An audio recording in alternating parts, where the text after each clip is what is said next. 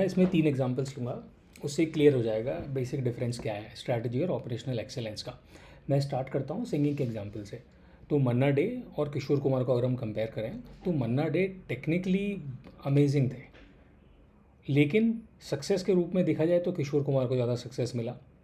और हम एक सॉन्ग ही एक्चुअली देख लें, जो कि एक चतुर नार बड़ी होशियार पड़ोसन मूवी का जो सॉन्ग था, वो क्लासिकल सॉन्ग था, उसमें क्लासिकल टच था।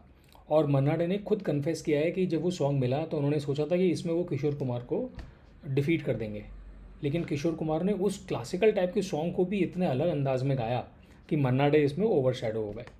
तो इस एग्जाम्पल से हमें क्या पता चलता है कि difference between strategy and ops excellence. तो मैं समझाता हूँ।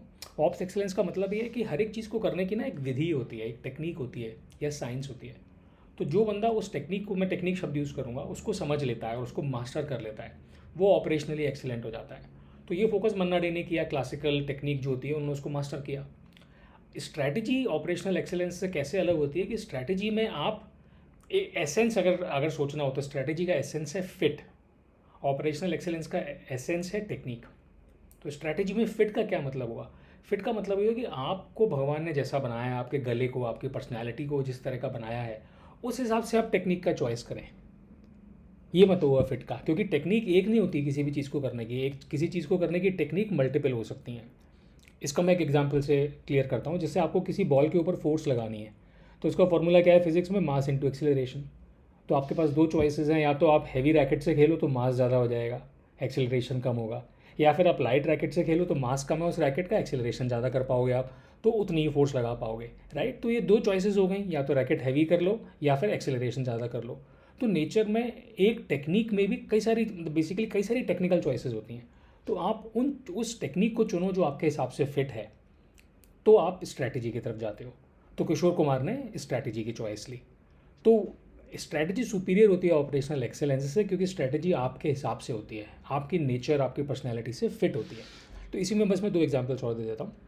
एक एग्जाम्पल आता है स्पोर्ट्स का, इसमें आता है टेबल टेनिस को अगर हम देखेंगे तो टेबल टेनिस में टिपिकली जो एशियन कंट्रीज़ हैं जैसे चाइना वगैरह, ये सब बहुत आगे रही हैं। लेकिन एक ऐसा प्लेयर था J.O. वॉल्डनर, जो यूरोपियन कंट्री का था, मुझे ध्यान नहीं आ रहा कहाँ का था, डेनमार्क का था, स्वीडन कहीं का था। J.O. वॉल्डनर, जब वो खेलता था तो उसने पूरे एरा में डोमिनेट किया था टेबल टेनिस को। क्या रीज़न था कि चाइनीज़ वाले तो सिर्फ ऑपरेशनल एक्सेलेंस और टेक्निक की तरफ जाते हैं कि ये टेक्निक है टेबल टेनिस खेलने की और हमें इसी में परफेक्ट होना है, तो उसी में वो पूरी फिटनेस वगैरह और जो भी है ट्रेनिंग करते हैं उस हिसाब से। J.O. वॉर्नर मोटा सा बंदा था, लेकिन उसने अपनी एक यूनिक स्ट्रैटेजी बनाई which was based on anticipation. तो वो जो भी चाहे देख सकता है उसका वीडियोस। तो वो टेबल टेनिस को, उसको मोजार्ट कहा जाता है, मोजार्ट ऑफ टेबल टेनिस। तो that is basically very very amazing example of Mozart, of J.O. Warner as Mozart of table tennis. एक एग्जाम्पल दे दूँ जो सब जुड़ पाएंगे जिससे, अमेजॉन वर्सेज एप्पल। तो अमेजॉन, मुझे लगता है अमेजॉन का जो मेन चीज़ है वो है ऑपरेशनल एक्सेलेंस। उनकी कोई स्ट्रैटेजी नहीं है, कोई चॉइसेस नहीं है, जबकि एप्पल की चॉइसेस हैं। अमेजॉन का सिर्फ ये है कि कस्टमर सेंट्रिसिटी और उसके अराउंड ऑपरेशनल एक्सेलेंस पे वो फोकस कर रहे हैं। तो जैसे मैंने बताया इसमें कि स्ट्रैटेजी सुपीरियर होती है। हम लोग बहुत गलती ये कर जाते हैं कि लगता है ऑपरेशनल एक्सेलेंस, एक टेक्निक है उसमें परफेक्ट होना है, लेकिन उसमें प्रॉब्लम ये हो जाती है कि हम अपने हिसाब से उस चीज़ को फिट नहीं कर पाते। जैसे कंपनी के कॉन्टेक्स्ट में कंपनी का एक कल्चर, एक DNA होता होगा, आप उस हिसाब से अगर फिट करेंगे, अपनी टेक्निक को चॉइस लेंगे, तो वो आपकी स्ट्रैटेजी होगी और वो आपको सुपीरियर रिजल्ट्स देगी। Thank you.